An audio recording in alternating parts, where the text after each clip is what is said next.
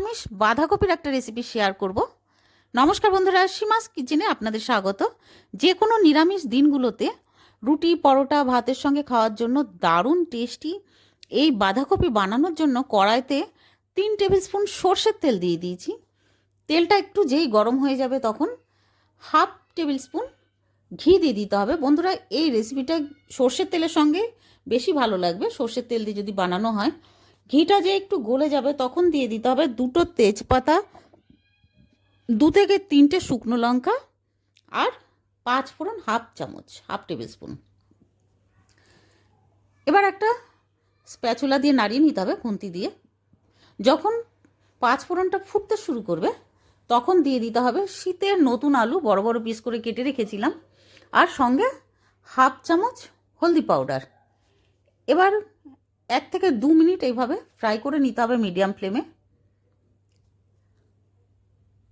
এবার দিয়ে দিতে হবে 1 চামচ আদার পেস্ট আর 1 চামচ লাল লঙ্কা গুঁড়ো দিয়ে আবারও নাড়তে হবে। বন্ধুরা, আলুটাকে যত বেশি ফ্রাই করে নেওয়া হবে না তত বেশি ভালো লাগবে খেতে। এবার দিয়ে দিতে হবে 1 চামচ জিরে পাউডার, 1 চামচ ধনে পাউডার আর দিয়ে এবার নাড়িয়ে নেব। একটু নাড়ানোর পরে এবার দিয়ে দেব স্বাদ মতো নুন।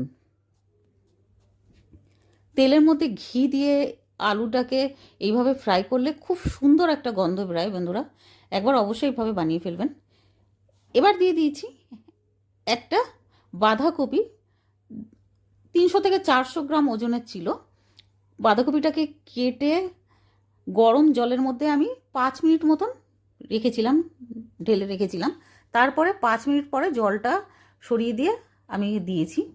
আর সঙ্গে দিয়েছি মটরশুঁটি, শীতকালের মটরশুঁটি। এবার 2 মিনিট মতন নাড়িয়ে নেব। নাড়ানোর পরে লিডটা লাগিয়ে দেবো, ঢাকনা লাগিয়ে দেবো 3 থেকে 4 মিনিটের জন্য মিডিয়াম ফ্লেমে।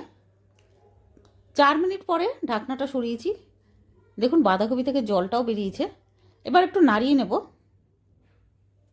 এই রেসিপিতে জল আমি একদম ইউজ করব না। 2 থেকে 3 মিনিট নাড়ানোর পরে দিয়ে দেবো 3টে মিডিয়াম সাইজের দেশি টমেটো আর সঙ্গে কাঁচা লঙ্কা।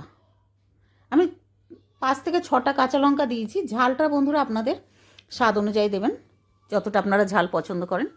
এবার নাড়িয়ে নিতে হবে। আবার 2 থেকে 3 মিনিট নাড়িয়ে নেওয়ার পরে আবারও ঢাকনাটা লাগিয়ে দিতে হবে 2 মিনিটের জন্য মিডিয়াম ফ্লেমে।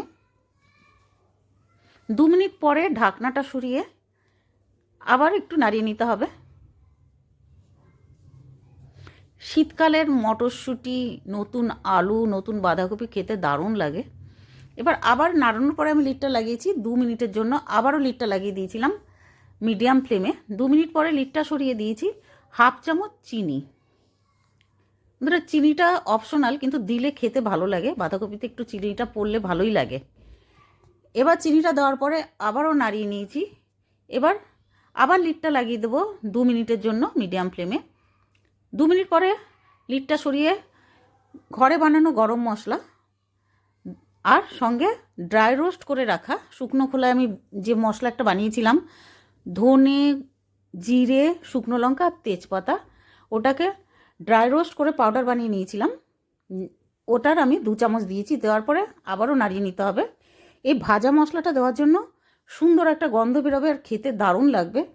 এবার আবার 2 মিনিট মতো নাড়িয়ে আবার ঢাকনাটা লাগিয়ে নিয়েছি 2 মিনিটের জন্য। 2 মিনিট পরে ঢাকনাটা সরিয়ে আবার একটু নাড়াতে হবে। এবার একটা প্লেটে তুলে নেব। তৈরি হয়ে গেছে আমাদের দারুণ টেস্টি শীতের বাঁধাকপি। পুরো ভিডিওটা দেখার জন্য অনেক অনেক ধন্যবাদ। ভিডিওটা ভালো লাগলে প্লিজ লাইক করে দেবেন, সাবস্ক্রাইব করে দেবেন আর কমেন্ট করে জানাবেন যে খেতে কেমন লাগলো। থ্যাংক ইউ, ধন্যবাদ।